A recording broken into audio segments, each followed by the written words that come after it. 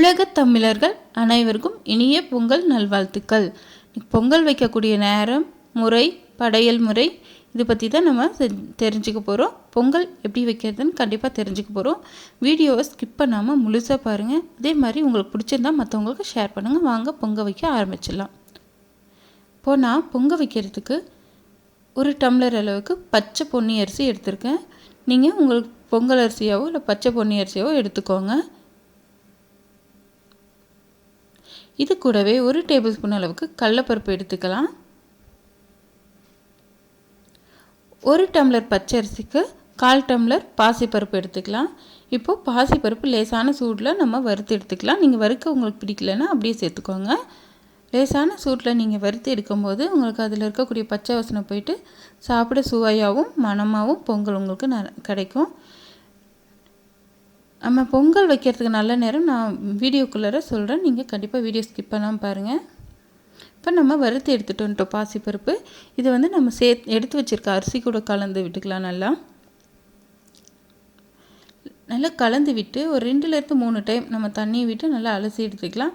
அப்போது இதில் இருக்கக்கூடிய அழுக்கு, தூசு, துரும்பு இதெல்லாம் போயிடும். 2-3 டைம் நல்லா தண்ணி விட்டு அலசி எடுத்துக்கோங்க. இப்போ நம்ம ஒரு 2 டைம் அலசி எடுத்துருக்கோம். இது கூடவே நம்ம இப்போ தண்ணி சேர்த்து ஒரு 1/2 மணி நேரம் அளவுக்கு அரிசியை நல்லா ஊற வச்சுக்குவோம். எந்த அளவுக்கு நமக்கு அரிசி ஊறுதோ அந்த அளவுக்கு நமக்கு பொங்கல் ரொம்ப சாஃப்டாக கிடைக்கும். நீங்கள் ஒரு 1/2 மணி நேரம் அளவுக்கு அரிசி ஊற வச்சு எடுத்துக்கோங்க. பொங்கல் வைக்கிறதுக்கு பாத்திரத்தை எப்படி ரெடி பண்ணுறதுன்னு இப்போ பார்க்கலாம். பார்த்திங்களா, பொங்கல் பானை எடுத்துக்கிட்டு பட்டை போடுற சம்பிரதாயம் இருந்தால் பட்டை போட்டுக்கோங்க. இல்லை பொட்டு வைக்கிற சம்பிரதாயம் இருந்தால் பொட்டு வச்சுக்கோங்க. இது கூடவே மஞ்சளும் இஞ்சியும் கட்டிக்கோங்க. மஞ்சளும் இஞ்சியும் முக்கியமாக கட்டணும். கட்டிட்டு பொங்கல் பானையை எடுத்துகிட்டு போய் கடவுள்கிட்ட வச்சு வேண்டி எடுத்துகிட்டு போய் அடுப்பு மேலே வீட்டில் இருக்க பெரியவங்க ஏற்றிடுங்க. அதே மாதிரி பொங்கல் பானையை 3 டைம் நல்லா தொட்டு கும்பிட்டுக்கோங்க. கடவுளே நல்லா பொங்கி வரணும் அப்படின்னு சொல்லிட்டு.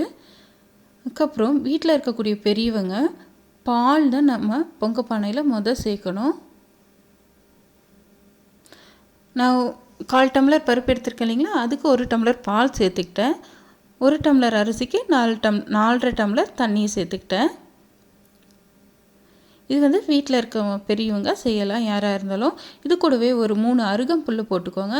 நமக்கு முதற்கடவுள்னால் நம்ம விநாயகர், அவரை நினச்சி 3 அருகம்புல் போட்டுடலாம். இப்போ பாருங்கள், நமக்கு பொங்கல் பானை மெதுவாக பொங்கி வருது. இந்த மாதிரி மெதுவாக பொங்கி எந்த பக்கம் வலியுதுன்னு பாருங்கள். 4 பக்கம் வலிஞ்சாவுமே நல்லது. இப்போ பொங்கல் பானை பொங்கிடுச்சு. இப்போ வீட்டில் இருக்க பெரியவங்க ஃபஸ்ட்டு ஒரு கைப்பிடி அளவு அரிசியை போடுங்க. வீட்டில் இருக்க அத்தனை பேருமே ஒவ்வொரு கைப்பிடி அளவு அரிசி எடுத்து போடலாம். பொங்கல் பானை பார்த்திங்கன்னா நம்ம குடும்பத்தோடு சேர்ந்து சந்தோஷமாக வைக்கிறது தாங்க. வருஷத்துக்கு ஒரு டைம் ஆச்சு கூடி பொங்கல் குடும்பத்தோடு சந்தோஷமாக வைக்கணும். எல்லாரோட பங்கும் இதில் இருக்கணும். அத்தனை பேருமே வீட்டில் இருக்கவங்க குளித்து சுத்தபத்தமாக பொங்கல் பானை வைக்கிற இடத்துல இருக்கணும். இது கூடவே ஒரு பிஞ்ச் அளவுக்கு உப்பு சேர்த்துக்கலாம். உப்பு சேர்க்கும்போது நமக்கு இனிப்பு சுவையை தூக்கி காட்டும். நல்லா கலந்து விட்டுக்கோங்க. ஏன்னா நம்ம அரிசி போட உடனே நமக்கு பால் நல்லா பொங்கி வந்துச்சுங்க இல்லைங்களா, அந்த பொங்கி வர டைமில் நமக்கு அரிசியை போட்ட உடனே கீழே போய் தேங்கிடும். அதுக்காக நல்லா நீங்கள் கலந்து விட்டுருங்க, நல்லா கிளறி விடுங்க. பொங்கல் பானையில் வைக்கிறது ரொம்பவுமே சிறப்பு. இந்த பொங்கல் பானை பால் எந்த அளவுக்கு பொங்கி வருதோ அந்தளவுக்கு நம்ம வீட்டில் குறைவில்லா செல்வமும் வளமும் நல்லா பொங்கி வரும்ன்றது தான் ஐதீகம். குக்கரில் வைக்கிறதோட தயவு செஞ்சு இந்த பொங்கல் காய்ச்சி இந்த பொங்கல் பானையில் வைங்க. பொங்கல் ஒரு 50% அளவுக்கு தண்ணி வற்றி நல்லா அந்த அரிசியெல்லாம் நல்லா வேகட்டும். பாருங்கள், இப்போ நமக்கு 50% அளவுக்கு நல்லா வெந்துருச்சு. இந்த டைமில் நல்லா கலந்து விட்டுருங்க. அரிசியெல்லாம் நல்லா குழைய ஆரம்பிச்சிருச்சு. இப்போது இந்த அளவுக்கு குழைஞ்சா போதும். நல்லா அடி பிடிக்காமல் நல்லா கலக்கி விட்டுருங்க. இப்போ இது கூட நம்ம வெல்லம் சேர்த்துக்கலாம். இப்போ பார்த்திங்கன்னா நான் வெல்லம் நல்லா இடித்து பொடியாக எடுத்து வச்சுருக்கேன். ஒரு 1/4 டம்ளர் அரிசியும் பருப்பு சேர்ந்து 1/4 டம்ளர் இருக்குது. அதுக்கு நான் 1.5 டம்ளர் அளவு வெல்லம் சேர்த்துக்கிறேன். உங்களுக்கு இனிப்பு சுவை கூடுதலாக வேணும், நீங்கள் 2 டம்ளர் அளவுக்கு சேர்த்துக்கோங்க. இந்த வெல்லத்தில் தூசு துரும்பு எதுவும் இல்லை, நான் அப்படியே சேர்த்துட்டேன். தூசு துரும்பாக இருந்துச்சுன்னா நீங்கள் அது வடிகட்டி சேர்த்துக்கோங்க. குட்டி குட்டியாக கட் பண்ண 2 டேபிள் ஸ்பூன் அளவுக்கு தேங்காய் சேர்த்துக்கிட்டோம். 1 டேபிள் ஸ்பூன் அளவுக்கு நெய் சேர்த்துக்கலாம்.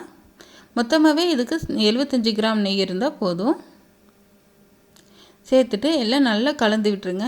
இப்போ நம்ம வெல்லம் சேர்த்த உடனே நம்ம தீயை குறைச்சி வச்சுக்கணும். தீயை குறைச்சி வச்சுட்டு நல்லா கலந்து விட்டே இருக்கணும். ஏன்னா வெல்லம் சேர்த்த உடனே நமக்கு அடி பிடிக்க ஆரம்பிச்சிடும். நல்லா கலந்து விடுங்க. பார்த்திங்களா, நமக்கு எல்லாம் நல்லா கலந்து வந்தாச்சு. பொங்கல் ரெடி ஆகிடுச்சு. இந்த டைமில் நம்ம ஒரு 1/4 டேபிள் ஸ்பூன் அளவுக்கு ஏலக்காய் தூள், அப்படி இல்லைன்னா ஒரு 4 ஏலக்காய் வந்து பிச்சு சேர்த்துக்கோங்க. ஏலக்காய் சேர்த்து நல்லா கலந்து விட்டுருங்க. கலந்து விட்டு இப்போது நம்ம தாளிக்க முந்திரி திராட்சை ரெடி பண்ணிக்கலாம். ஒரு 10 முந்திரி 10 திராட்சை எடுத்துருக்கேன். நீங்கள் அதை ரெடி பண்ணிக்கோங்க. நான் பொங்க வைக்கிறதுக்கான நேரத்தை இப்போ சொல்கிறேன். காலையில், அதாவது சூரிய பொங்கல் வைக்கிறீங்க அப்படின்ற பட்சத்தில் 4:30லேருந்து 5:30க்குள்ளே நீங்கள் சூரிய பொங்கல் வச்சுருங்க. 5:45க்குள்ளே நீங்கள் படையல் போட்டுருங்க. ஏன்னா 6 to 7:30 நமக்கு வந்து யமகண்டம் வந்துடுது. அந்த டைமில் நம்ம செய்யக்கூடாது. அதே சில பேர் வீட்டில் வந்து தைப்பொங்கல் வைப்பாங்க. தைப்பொங்கல் தை மாதம் பிறந்ததுக்கப்புறம் தான் வைப்பாங்க. ஜனவரி மாதம் 14ஆம் தேதி 2021 தை மாதம் பார்த்திங்கன்னா 11 மணிக்கு, பகல் 11 மணிக்கு பிறக்குது. அதனால நம்ம 11 to 12:30க்குள்ளே எப்போனாலும் பொங்கல் வைக்கலாம். 1:30க்குள்ளே வச்சு முடிச்சிடணும். 1:30 to 3 மணிக்கு வரையும் ராகு காலம் இருக்குது.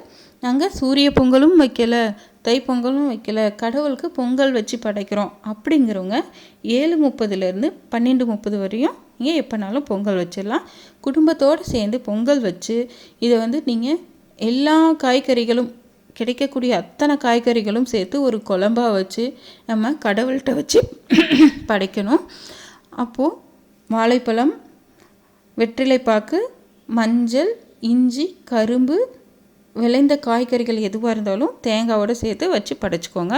சூரிய பொங்கலானது நம்ம விவசாயிகள் ஆதித்த பகவானை நினச்சி வழிபடுற பொங்கல் விழா. நம்மளும் விவசாயம் செழிக்கணும்னு சொல்லி அதே மாதிரி வேண்டிக்குவோம்.